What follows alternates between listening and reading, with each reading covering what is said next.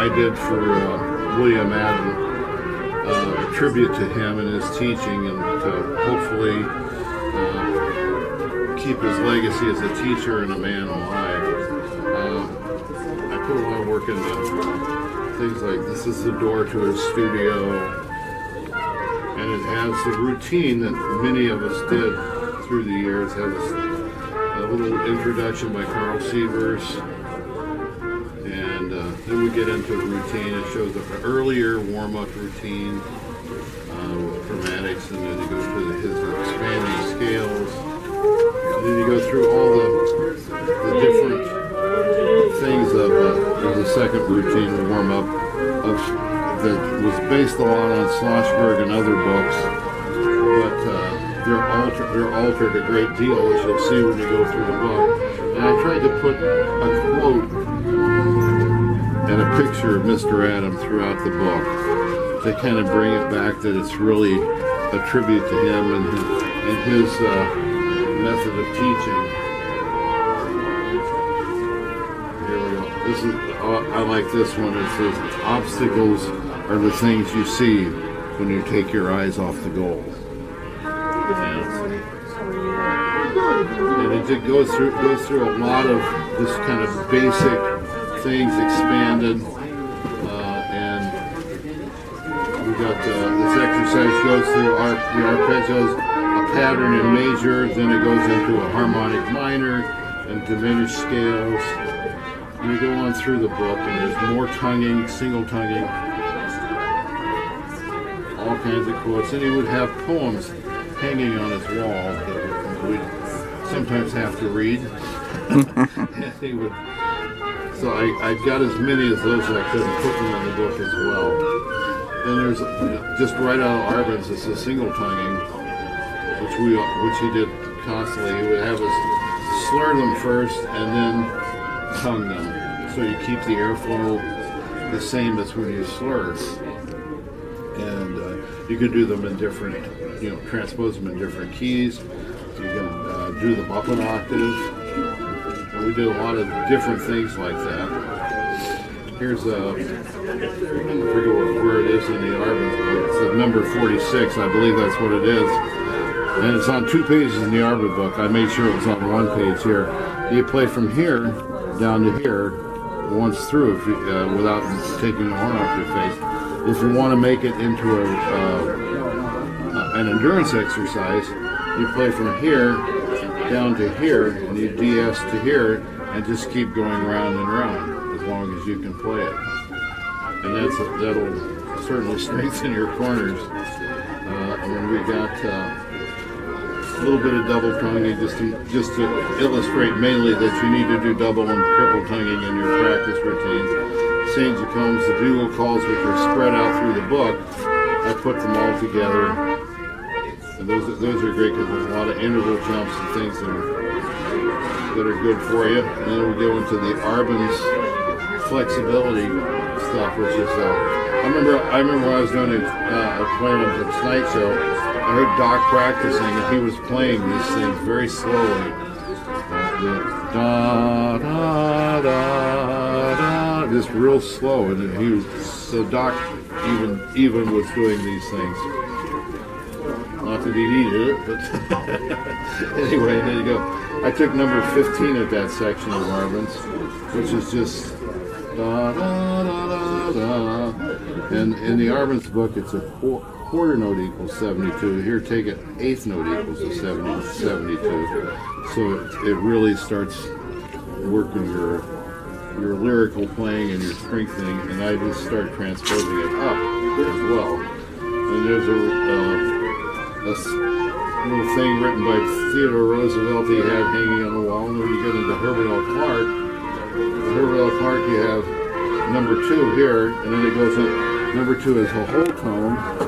Number 2 is a chromatic study over here. I think Mary Hall is the one who came up with that. And then here's 5 versions of pentatonic scales as models that you can use on the same thing. Then there's Jerry Hayes' version of Clark number 3, which is different chord changes through it. And I did number 4 in here somewhere. 4 goes major, harmonic, minor, whole tone, and it repeats as many times as you can do it in one breath. And number 5, I just put it in as a harmonic minor. You could do any other scale you wanted to do with it.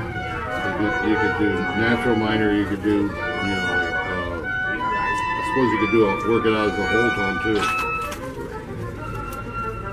Then at the very end, we have somewhere here some endurance exercises. So like, these are long tone endurance where you just play each one of these for the equivalent of about 3 or 4 bars at a reasonably slow tempo, and just keep the sound going. And it doesn't get high, but as you repeat back, I used to do this and take it here and go back up this way, and then go into E and come down and back up to a G, and you do that, but the night before, and then when you wake up in the morning, your sound is more full. And it's pretty cool.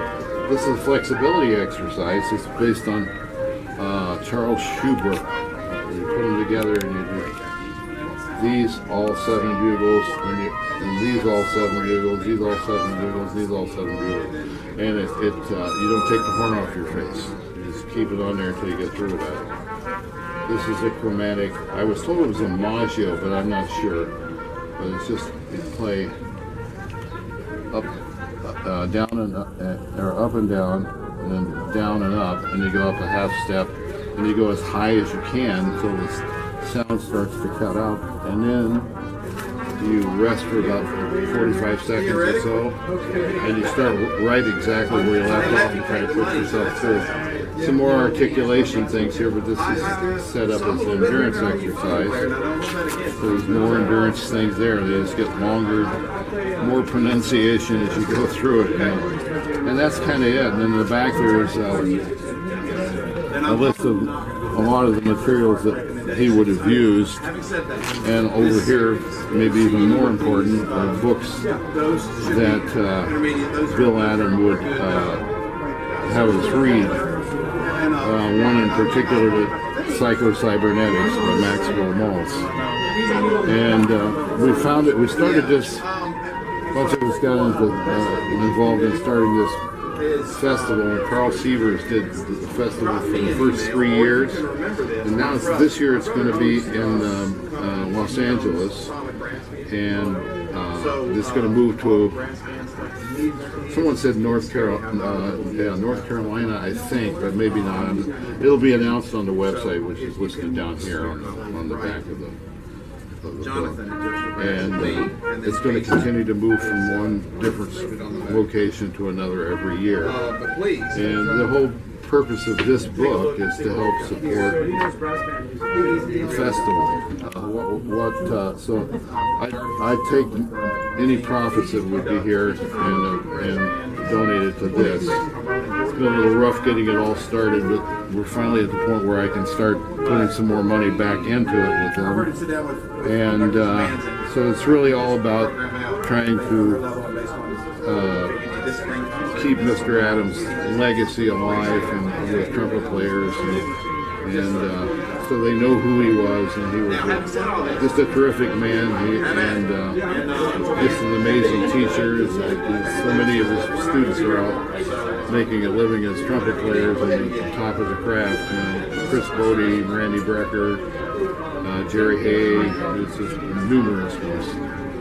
Some in orchestras, a lot out teaching college, and it's like, I told the guys when I wanted to do this that I said, well, would you even know who Max Schlossberg was if his son-in-law hadn't written the book? So I said, this is to keep his legend as a teacher going on into the future. So that's really about it.